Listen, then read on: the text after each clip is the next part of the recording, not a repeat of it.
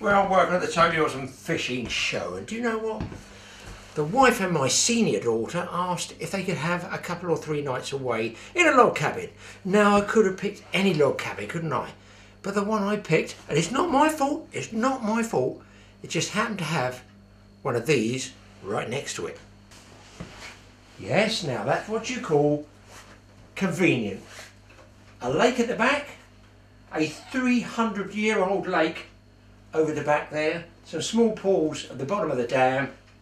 I'm on the edge of the New Forest in Hampshire, my home county. Why would I want to travel any farther? The last time we went off in the middle of Wales or somewhere, it took us half a day to drive there. And worse, there was no fishing at all. So, when they left this decision to me, I felt, well, the decision had to be made. You know what it's like, guys. It's the middle of winter, but it's a mild day. And do you know what's up the road? A trout fishery as well. This one's got some carp in it. I've got 2 days. I might even catch something.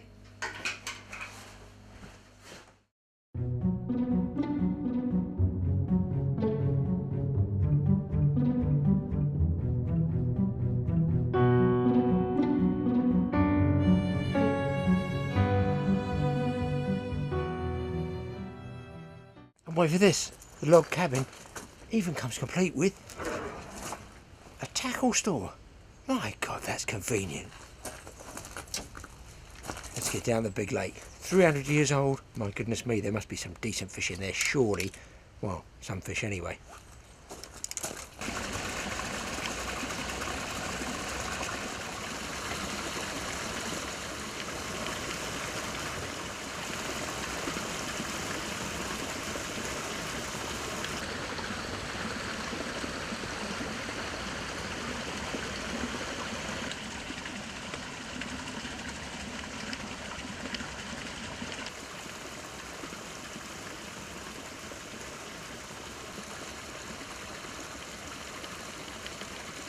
Well, I'm actually down in the bottom of the valley. You can see the ground rising up there. Very peaceful, very quiet. I'm down the bottom fishery where the small pools are. The big lake, the 300-year-old one, is up there. Then there's a dam, and then obviously there's outflows that sort of stagger or tear these down, a gradual sloping land here coming all the way down. And this is a bottom pool, so down here, look, these are only small, it's only fun fishing, but you know, this is fun fishing, there's nobody here fishing. Can't be that much fun, can it?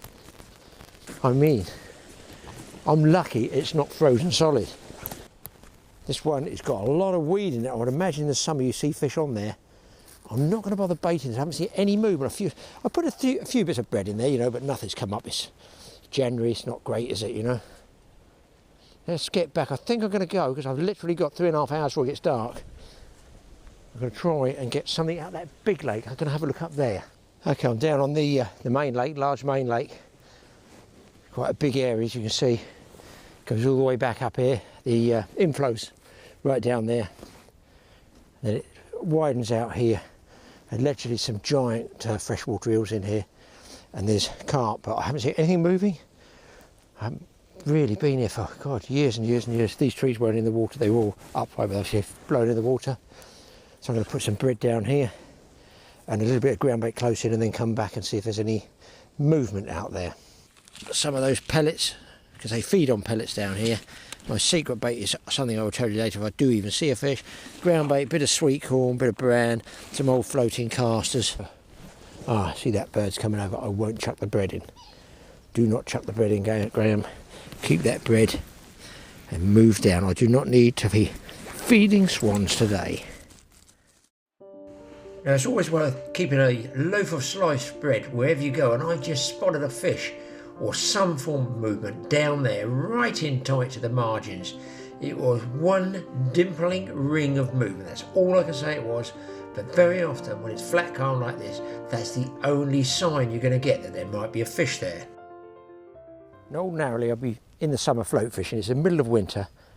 They're very, very picky here because it's cold. I've got here, you can see that, a waggler float, single stem waggler, lock-in, BB shot either side. Another small shot just here, which I've slid well away about 14 inches from the hook bait, which is obviously a piece of bread, but I'm going to be fishing with a tangled piece of bread.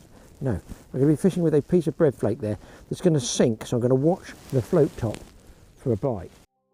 And that bite wasn't long in coming. In fact, I got hooked up to a fish. A tiny, tiny little, almost sideways movement of the float was all it was. And a really good scrapper in that cold water on the old Avon rod. Keep away from those bushes, Graeme, and the rushes. You can always lose a fish in a snag, and it's no fun. For man or fish, in fact. But I was grateful to get this one hooked up. There we go, it's in the net. A nice common on a cold winter's day. Yes, it's worth it. That is a pretty nice common. A winter common. A bonus. And just nipped at it, look. Now that fish is in good condition, but it's absolutely freezing cold to the touch. But do I care? No, cold hands or not. That's a pretty nice fish on a winter's day. This, guys, is one of the rare commons that doesn't kick and thrash and go mad everywhere. Oh, I'm pleased with that. Fish about, I don't know, it's going to go.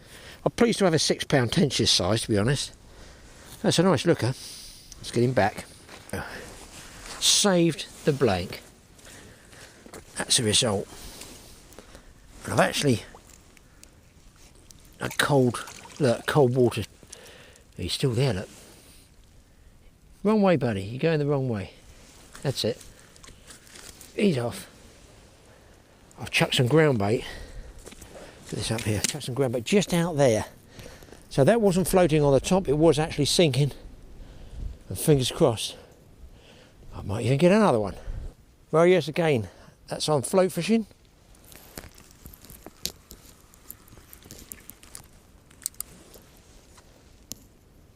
The waggler about, what's that, 30 inches, something like that, 30 inches deep.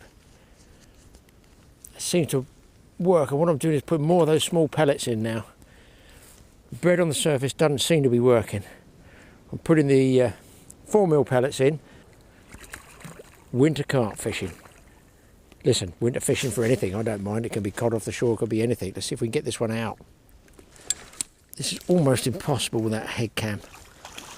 Filming and fishing with one camera.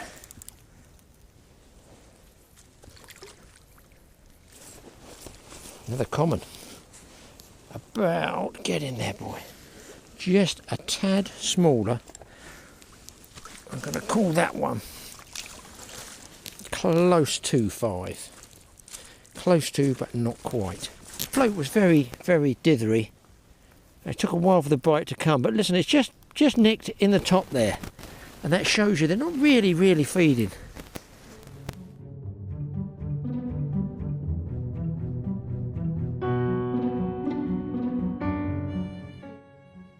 Now then, I wanted to get some form of feed in there. I know they say feed on the little and often basis, but I like to let them know I was there. I'm using that tall thin tree as a marker, the reflection of that in the water, throwing a bit of feed in there, and they can always come back to it. And then what I do is move along, do 2 or 3 swims until I actually locate a fish. Boom, here we go, on the waggler float, just the other side of where I was baiting up, another little small swim that I baited up close to the bank, underneath those overhanging bushes, and a fish is on again.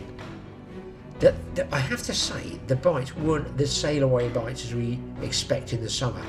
Very, very small, dithery little twitchy, almost roach fishing type of bites. But nevertheless, you can see decent sized carp were doing it. So the fish, albeit in the winter, they were feeding, but they were very, very picky on how fast they were moving. I guess they're just a bit more lethargic and slow in the winter than they are in the summer months. So it's in the net, just another average common, but listen, as you can see, nobody else is fishing there. It looks like I might be having a good day, unless I get these signs, of course. Right, well, earlier on, when I first got here, I came right down the bottom of the small pools because the owner said he'd been rotating, starting to put a lot of fish in here, but nobody ever goes down the bottom to try and catch them. So I piled a load of bait in there, a lot of those pellets, been fishing on that big old lake, and I was going to leave this one till dusk, but I thought, you know what, I'm catching fish up there, are there any fish here? And there are actually quite a few bubbles there. I've changed also to a self-loaded float, which is what, you know, you can call it self-righting, self-cocking, self-loaded float. It's already got a tangle. What Why me? Thank you. So I want to pip it right down there. I've got one shot just there to stop the float sliding. It's got rubbers to hold it. Slightly bigger hook, but there are bubbles here. Some form of bubbles. I've no idea what the fish are. Put a slow sinking piece of flake on it, see if I can't catch them. If I can't, if there's nothing in here, well, there's not nothing in here, the fish are in here, but if they won't feed, I'll go back up on the main lake. You can see how far down I've got this float shotted, just enabling me to see those tiny bites. Well, the bites I was getting appear to be from rudd, because I can see them under the surface now and they're knocking the bread. I put some floating crust out there. So my hook size is way too big for them. But at least it tells me the bubbles are coming up with probably very small fish. I think I'll probably move on and go back to the main lake. This is the sort of place you just need a pole, size 18 hook and a single maggot, and you could probably have a wonderful time in a float. Well, I've moved back to that area where I throw those pellets in. On the main lake, I figured, do you know what? I've caught a couple of carp there already. I'll try and move back there and see if anything has moved in over where those pellets are. And I've got a load of crust on the surface and I'm heaving in a load more pellets. They're going to know I'm there for sure. I've had a sandwich and a cup of tea in the log cabin. But you know what? As nice as that log cabin is and as warm as it is, I know I've got barely an hour left before the light shuts down. 3:15. So I've come back to my other swim. Nothing on the lower lakes there. Pools, ponds, puddles, call them what you will. Nothing down there. I think my hook is going to be too big for here, but you don't know. And I'm just going to try, see if I can't pick one more fish off.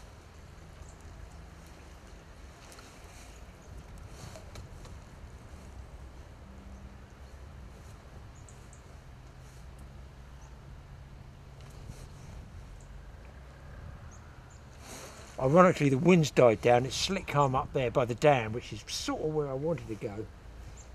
But I've worked on the premise that this is a shallow end, so being as it's been cold and some heavy frost, this will be the end that warms up quickest. That's my theory.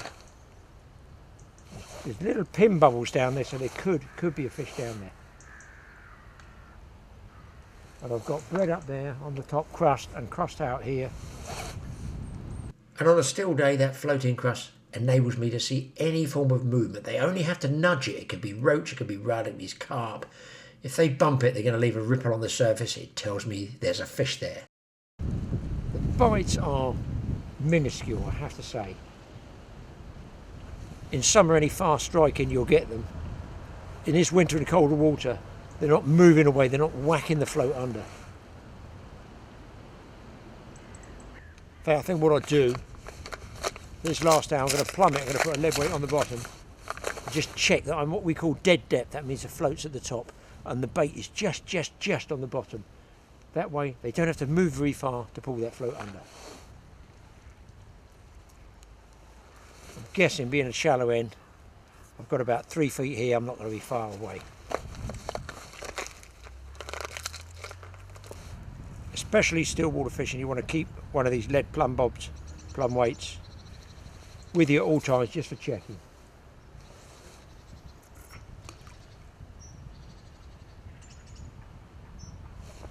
No, I am pretty well dead depth. It is shallow here. Fish on the crust off the top, guys, but nothing on the inside. I did see a halfway decent one, way out there. I've no idea what size this is. Probably not big, you know, it's not a big fish water. This one, decent size, 6 I'd say. It's not the one I saw taking crust out there, but you know, I'll take anything at this stage. It'd be nice to finish off. 4 carp, hopefully. Spin this round for you guys.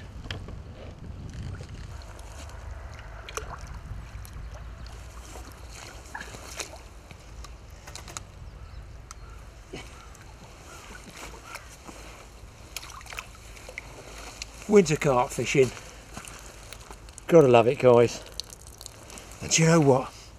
I don't really care what the girls have spent in the shops. Did I just say that? Beautiful gold one, this one. Fish of the day. I mean, January, come on. It's just 2 days of mild weather after cold, and they're just starting to come out to feed. Well pleased with that. Now then, if those girls come back, I'm going to be bored. I'm trapped in the cabin with them. Best thing to do is watch my own fishing films.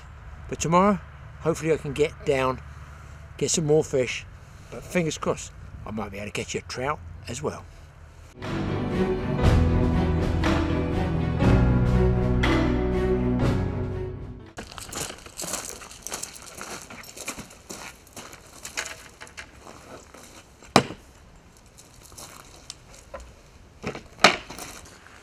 I finished with 8 carp. I guess 7 or 8 pounds. That last common was the biggest one. Tricky bites, but listen, great fishing. Now back to the log cabin. I feel a cup of tea and I'm going to have to start rigging up that fly rod for tomorrow.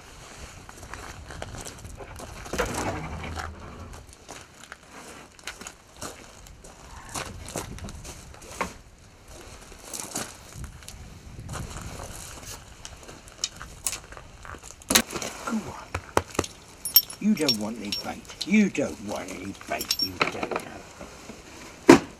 Get the nose out. There, all gone.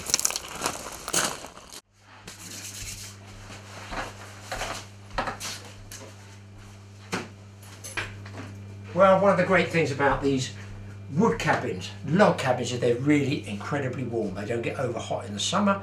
They don't get really cold in the winter. The wood holds the heat. They're beautifully made. I've actually turned the thermostat down. January. I've turned the thermostat down. It's so warm in here. The girls are still shopping, so that gives me time to check out what footage I've got on the camera and maybe start putting my fly rod together and check through those flies. If I do, and they're not too noisy, I will let you see what type of fly I hope to be using tomorrow. Kettle first. I'll tell you what this is. Do you know what this is, guys? This is the ultimate pallet wood cabin. I've got to build something at least as good as this. Maybe 2 stories high. If you haven't seen it, you don't know what I'm talking about, go over to Mike's TAOUTDOORS and check out the series we're making on a complete one-man, off-the-grid, bug-out cabin made out of pallet wood.